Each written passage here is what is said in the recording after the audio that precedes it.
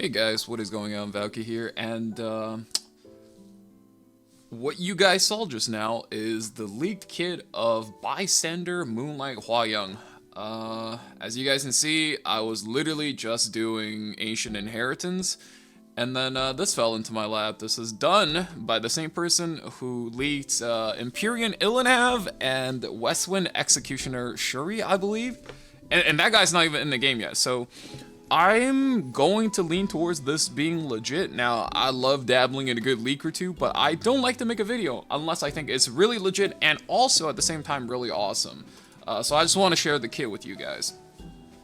So to get started, this is a Scorpio Dark Warrior. Okie dokie.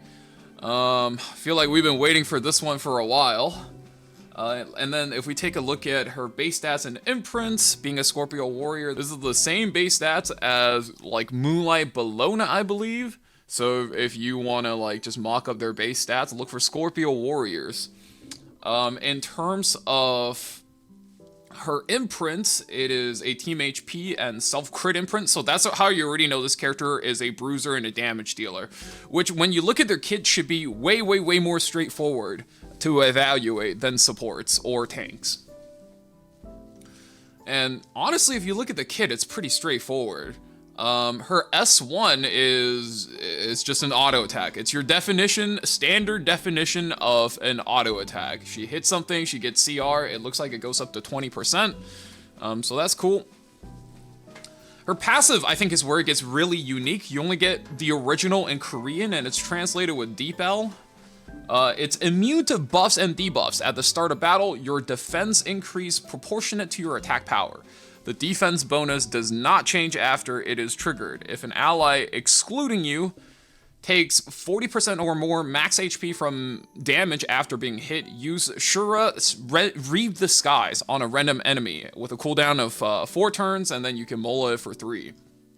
Now, what is Shura Reave the Skies? That's her ultimate, and that's the animation you saw in the beginning. It attacks one enemy, and then when the enemy is defeated, it inflicts extinction. So it's just a big nuke, and pretty straightforward. When the target is a hero, ignores damage reduction and sharing. So it ignores mitigation, and it ignores damage sharing effects like Aureus or Escort, which is pretty big because if you think about, for example, a Sylvan Sage Vivian, her entire tankiness comes from her passive, where she can reduce damage, and this will basically ignore her, and you can kill anything that really relies on it to survive. Of course, when the target is a light element, it increases damage though. So I would say this is basically a combination of Little Queen Charlotte and Sylvan Sage Vivian. It almost takes like the best of both worlds with a extra attack. Now, how good is this unit? To be honest, until we see the final damage numbers, we don't really know. That's just going to be the fate of all damage dealing characters. You just, until you see what the ratio is, until you see what artifacts and synergies they have, you just really never know how good something is going to be. I think the really unique part of her kit is she's immune to buffs and debuffs, and she's supposed to be this big bruiser that you build a lot of attack on, and your defense is also feeding off of your attack. They've been doing a lot of units like this recently, if you guys noticed, with the likes of, first it was Fire Ravi, then Silverblade Araminta, where their damage comes from other stats. Now, for Hwayoung specifically, it's looking like her defense is coming from other stats.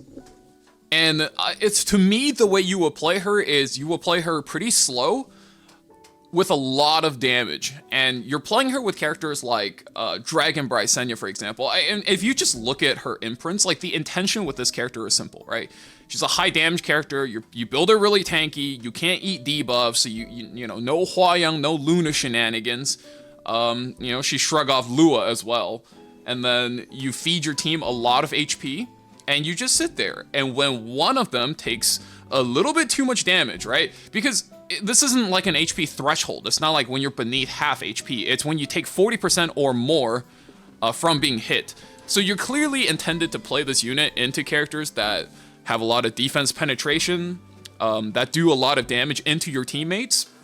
and I can't shake from my mind. The number one thing I'm thinking is Dragon Bright Senya. Because Dragon Bright Senya, if it is one of those characters where you have to kill them first, right? Same with Bystander Hwayoung, because this only works when your allies get hit. And if your allies get hit, so the way you want to focus your damage is you want to take her down first. And if you put too much focus fire into her, then what happens? Well, then she just goes down. So you pair her with something like a Dragon Bright Senya, and when you run these characters front and back and like maybe 2 supports, this is basically like a combo where you just take over a match. Do you try to fight the Hwayoung first? If you go on the Hwayoung first, then Dragon Bright Senya gets triggered. Do you go on the Senya first? Well, then you're going to trigger the Hwayoung, and she's probably going to kick the living crap out of one of your characters, right? So it's a lose-lose scenario, and it's one of the few really good combos I can already see with her.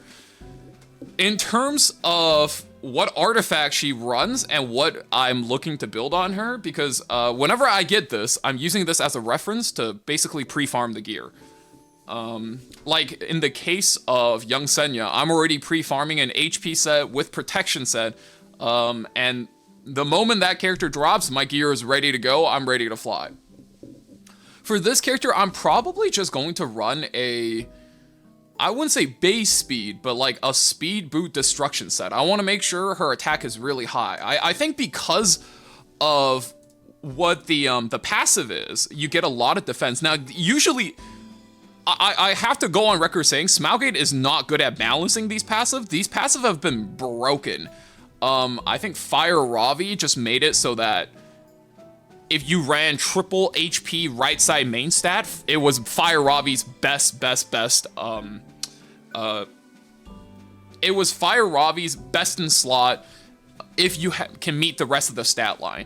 With Silverblade Araminta, the stat became so good that if you just ran triple hit set, she got more stats than anything else. But because she's a character that needs to be speed tuned, you have to play her to your openers. Most people are going to have to play on speed set, so that's probably not going to happen.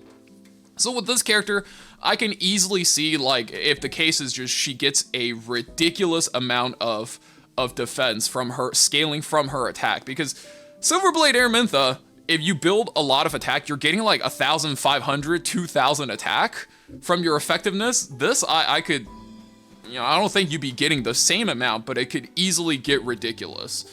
And her artifact, unfortunately, I think the best one is probably going to be Pipette Lance, just because it seems like it's something she'd need. It's got a single target damage boost, it's got healing, and they come together. And I think not only is it going to just be good for her boost in general, but also it's going to make it so that if you're like, let's say trying to cleave into her and you damage one of her allies, she might just pop off and kick your anchor. And if she kicks your anchor, your cleave does not have enough like damage, or because she's immune to debuffs as well, you might just not be able to stop her in the closing turns of your cleave. So this is going to be a pretty disruptive character, because previously the only way you've seen this kind of action go where, oh no, my ally's getting hit, now what am I gonna do, is on stuff like Navy Captain Landy. Now, we've seen them try to, give more agency to turn 2 in the recent couple of patches via stuff like Ruah of Light, but to make it just like, okay, if your team gets hit, feel free to just kick the living fuck out of something on the enemy team. Haha, GG, right? And also, mind you guys, it's Extinction, so this is going to be a interesting character. This is as they say, a character of all times. Yeah, my prediction with this character is going to be that she's going to be a solid dark warrior. If you kick into a light unit, I'm pretty sure that's like where she's intended to be really, really, really good. But if you just like go into normal units, she's probably okay. At least I hope that's the way they're balancing it, because I think any stronger than that, this is a character that really easily could get overwhelming, could get OP. Once again, this is a leak, so Stuff's probably still in development, things could be changed, but the character looks great, animation looks awesome as always, and yeah, let me know what you guys think in the comments down below. I'll see you guys in the next video. I swear, I'm working on it. It's just kind of scuffed. Yeah, sorry, it'll come. Bye.